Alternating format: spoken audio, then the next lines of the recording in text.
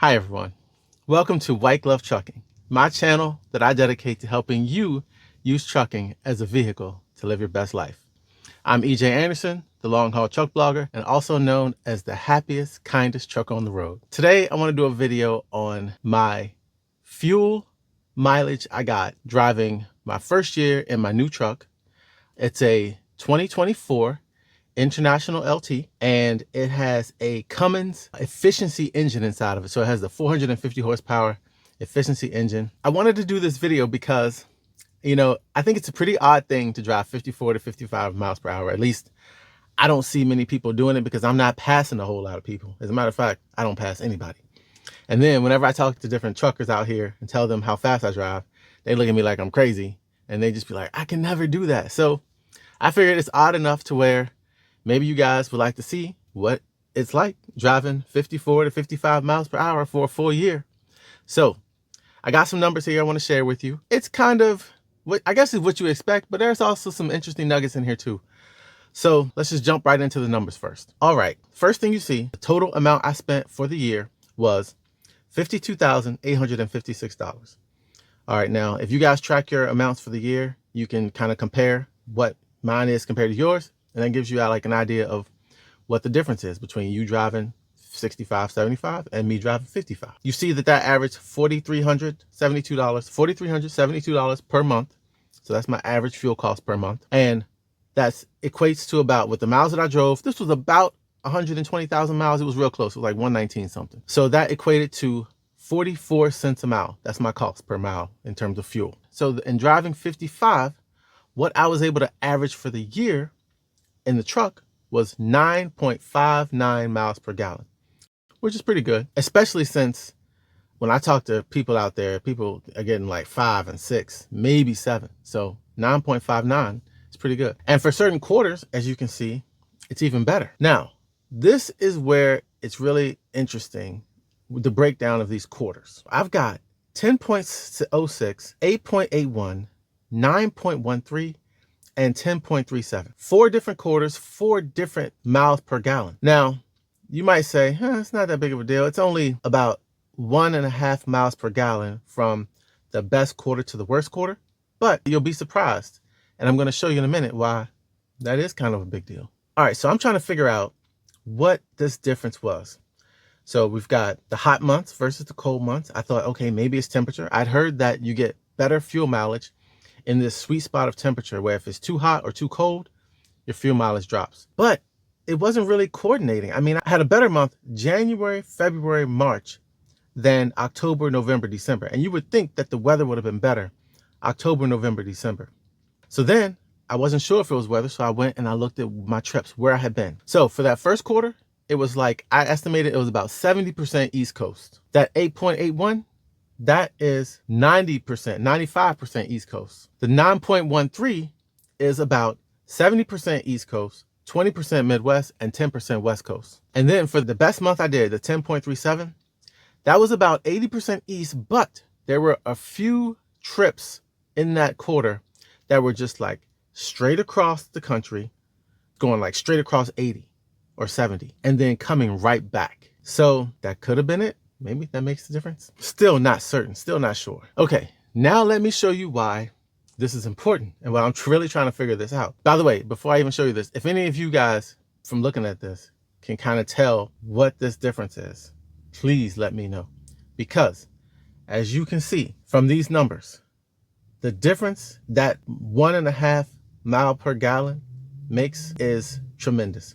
So I just did the numbers of what it would have been like if I had drove the whole year at that particular mile per gallon rate. So if I had gotten the best quarter, you see down at the bottom, I would have only spent $48,640 for the year. And then if you look at the worst quarter, I would have spent for the year a whole $8,500 more than that best quarter. So you can see how important that is. I mean, just 1.5 mile per gallon is $8,500 in the year. It's crazy. That's a 15% difference. So that's why I really want to figure out what caused that difference. But unfortunately, I just don't know right now. All right, so that pretty much is I forgot one thing to tell you. One thing that's not on here is my average fuel cost per gallon for the whole year was $4.23 a gallon. So that's what I use to sort of calculate these numbers. Okay, all right, so that's it for the number side. I kind of just also want to talk about some things that you might not think about driving 55. Here's some other stuff that I just observed. So before I get into those observations, I did want to tell you the things that I do to help get that fuel mileage. So these are just some things that I've learned since I've been trucking that I kind of try to do.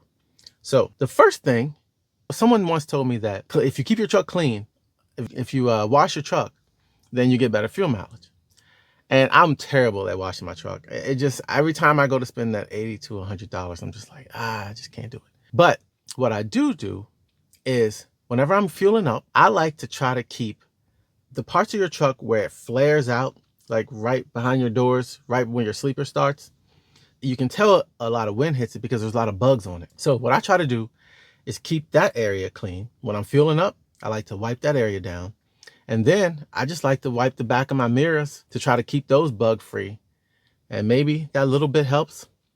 I will say, I should have said this first. The very first thing is that when you're driving 55, there's so much less wind that it's so much more of a forgiving environment in terms of being fuel efficient. So even though I don't have all those like bells and whistles on my truck, like those wheel covers or like trailer tails, you know, stuff like that. When you're driving 55, it's not as much wind to be needed to be aerodynamic in. So that's one thing. When I go downhill, so when I'm going down the hill, and I know I confuse a lot of you truckers because you come up on me and I'm going 55 and then we hit a hill and man, I just let that thing go, you know. So going down hills, I pretty much, I think there's a cop down there, I just let it go, man. It'll get up to whatever it gets up to. And then I just coast up. So I just, whatever momentum I have, I just let that coast up till it hits about, I don't know, usually goes a little under 55 before the cruise kicks back in. So that's how I go down and up hills. And then I'm also considerate of hills. So I try not to ever stop on a hill, at least on a hill where I have to come up from a standstill. If there is a truck stop or a rest stop in a valley, I try not to do it because that means I'm starting from a stop coming up that hill. If it's longer than a P break, I'm shutting the engine off. I've read somewhere that was longer than 30 seconds, then you might as well cut the engine off. Then I shut it off. Okay, here's something interesting. So I read somewhere that in terms of using your AC, right? You know, if you use the AC, that takes up fuel mileage. But then if you have the windows down, that takes up fuel mileage too, because you're less aerodynamic. So I remember reading somewhere that if you're going over 55 miles per hour, then it's better to have the AC on and because of the aerodynamics. But if you're going under 55, you could have the windows down. So what I do is, let's say I have the AC on, but then I go on a downhill. I might cut the AC off, roll the windows down a little bit, because when you're on a downhill, you're not using any fuel anyway.